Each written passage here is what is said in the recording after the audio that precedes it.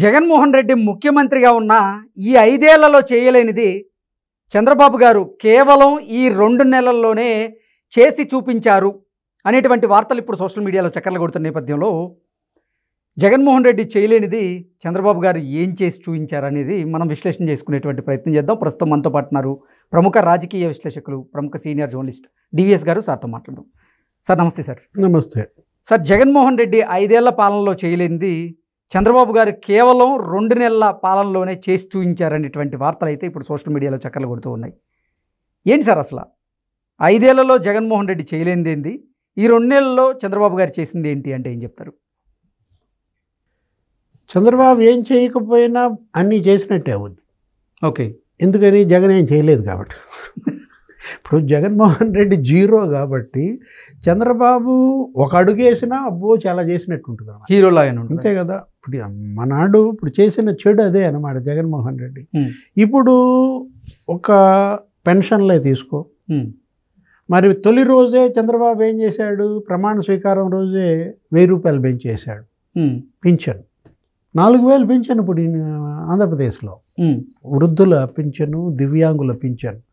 ఆ 1000 రూపాయలు చేయడానికి మనాడు పెట్టలాడింది ఎవరు? జగన్మోహన్ రెడ్డి. 4 ఏళ్ళు తీసుకున్నాడు. 250, నెక్స్ట్ ఇయర్ 250, నెక్స్ట్ ఇయర్ 250. ఆ 1000 చేయడానికి ఒరే నాయన నువ్వు 1000 చేస్తే వద్దులే నువ్వు దిగు అన్నారు ఒక దెబ్బ. దించేశారు. అంత విసిగిపోయారన్నమాట. ఇప్పుడు పేదలకి అన్నం పెట్టాడు. అన్నా క్యాంటీన్లు మూసేశాడు జగన్మోహన్ రెడ్డి. మరి చంద్రబాబు రాగానే నిన్న అన్నా క్యాంటీన్లు ఓపెన్ చేశారు. 100 క్యాంటీన్లలో ఇవాళ భోజనాలు. మొదటి రోజే 1,00,000 మంది భోజనాలు చేశారు. 5 రూపాయలకి ఇవాళ భోజనం, 15 రూపాయలు 3 పూటల నీకు మరి 90 రూపాయల భోజనం అనమాట. పేదోడు కోరుకునేదేమో. ఇప్పుడు నేను కూలీకి వెళ్తే నాకు ఎంత ఇస్తారు? 250 ఇస్తారు ఉపాధి హామీకి పోతే.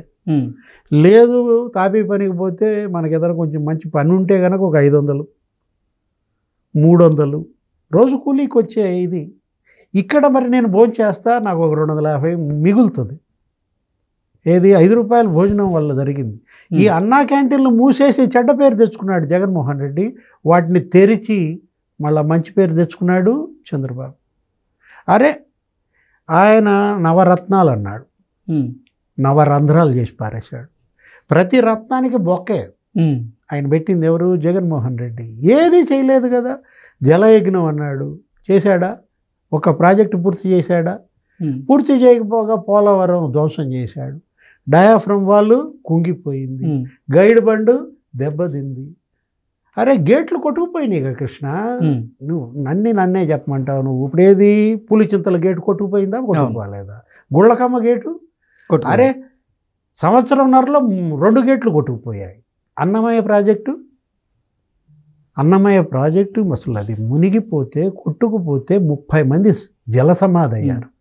ఆ గ్రామాలకు ఇప్పటివరకు పరిహారం కూడా ఇవ్వలేదు. ఇరిగేషన్ ప్రాజెక్టులకు జగన్మోహన్ రెడ్డి చేసిన చెడు, తెచ్చిన అనర్థం ఇప్పుడు ఇవాళ మరి చంద్రబాబు మళ్ళీ ఎత్తుకున్నాడు. పోలవరం అంతర్జాతీయ నిపుణులని రప్పించటం, పోలవరం బాధ్యత మాదే అని కేంద్రంతో అనిపించటం. ఇవాళ మరి ఆ ఫస్ట్ డిపిఆర్కి రేపో ఇవాళ ఆమోదం 30,000 కోట్లు. అంతటితో పాటు 45 మీటర్ల ఎత్తున నీళ్లు నిలబెట్టేదాకా కేంద్రమే డబ్బులు ఇచ్చేటట్టుగా. మరి పోలవరంతో పాటు మిగతా ప్రాజెక్టులన్నీ కూడా అతను పరిశీలించాడు. నిన్న సోమశిల వెళ్ళాడు, తిట్టు వదిలిపెట్టాడు చంద్రబాబు. ఏమని? అక్కడ సోమశిల భద్రత, అక్కడ ఉన్నటువంటి చిన్న చిన్న రిపేర్లు, ఆ ప్రాజెక్టు, ఆ ఆనం రామనారాయణ రెడ్డి, సోమిరెడ్డి, నారాయణ వీళ్ళందరూ చూపిస్తే దానికి 200 కోట్లు అవుతాయి. అంటే మొత్తం ప్రాజెక్టుల భద్రతకి మినిమం ఎంత అవుతుందో 300 కోట్లు అవుద్ది అంట, చిన్న చిత్తగా రిపేర్లకి రాష్ట్రం మొత్తం. ఆ 300 కోట్లు ఇవ్వటానికి తనకి చేతులు రాలేదా? ఒరే ఋషికొండ మీద 500 కోట్లు పెట్టి ఆ ఇల్లెట్ట కట్టాడు, ఆ ప్యాలెస్. జగన్మోహన్ రెడ్డి ఎంత వృధా చేశాడు. నీ పత్రిక 400 కోట్లు యాడ్స్ ఇచ్చుకుంటావా? సాక్షికి తిట్టుదలు పెట్టాడు అన్నమాట.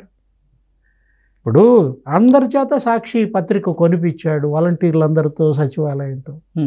జగన్మోహన్ రెడ్డి ఏం చెయ్యలేదు, చంద్రబాబు ఏం చేశాడు అంటే చెప్తున్నా ఇవన్నీ కూడా నేను నీకు నువ్వు అడిగిన క్వశ్చన్ మామూలు క్వశ్చన్ కాదు, నన్ను బాగా ఎరకాటంలో పెట్టే క్వశ్చన్ నువ్వు అడిగింది. ఏంటి ఇప్పుడు మెగా డిఎస్సి అన్నాడు, ఇచ్చాడా?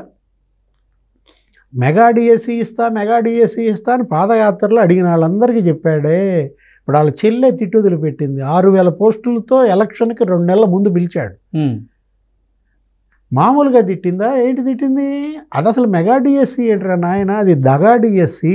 జాబ్ క్యాలెండర్ అన్నావు కదా, సాక్షి క్యాలెండర్ మాత్రం వదిన ప్రతి ఏడు ఇస్తోంది, నువ్వు నీ జాబ్ క్యాలెండర్ జనవరిలో ఇస్తానన్నావు, 5 జనవరిలో అయిపోయినాయి, ఒక్కటి ఇవ్వలేదని తిట్టి వదిలిపెట్టింది ఎవరు? సొంత చెల్లి.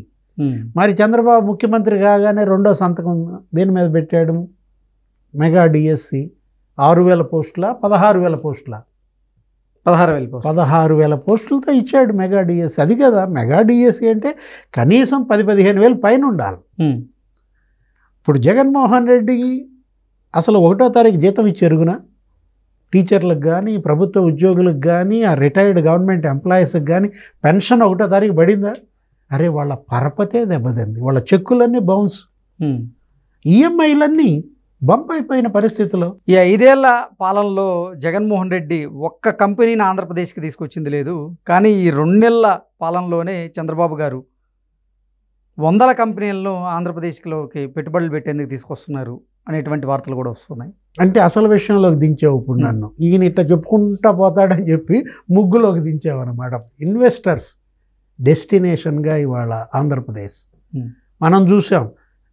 మొత్తం ఈ 70 రోజుల్లోనే నీకు 70,000 కోట్ల పెట్టుబడులు. ఏది విన్ఫెస్ట్ వాళ్ళు వచ్చి కలిశారు, నాస్కామ్ వాళ్ళు వచ్చి కలిశారు, టాటా గ్రూప్ చైర్మన్ వచ్చి కలిశాడు, నీతి ఆయోగ్ CEO వచ్చి కలిశాడు. వీళ్ళందరూ కూడా ఆంధ్రప్రదేశ్కు వరుసపడ్డారు. జగన్మోహన్ రెడ్డి హయాంలో నీతి ఆయోగ్ CEO వచ్చాడా? లేదు. జగన్మోహన్ రెడ్డి హయాంలో టాటా గ్రూప్ చంద్రశేఖర్ రెడ్డి ఎందుకు రాలేదు? అంటే ఈయన దెబ్బకి దడుచుకుని పారిపోయారు ఎవరు? పారిశ్రామికవేత్తలంతా. అమర్ రాజాని తరిమేశారు, అది గల్లా జయదేవ్ టీడీపీ ఎంపీదని.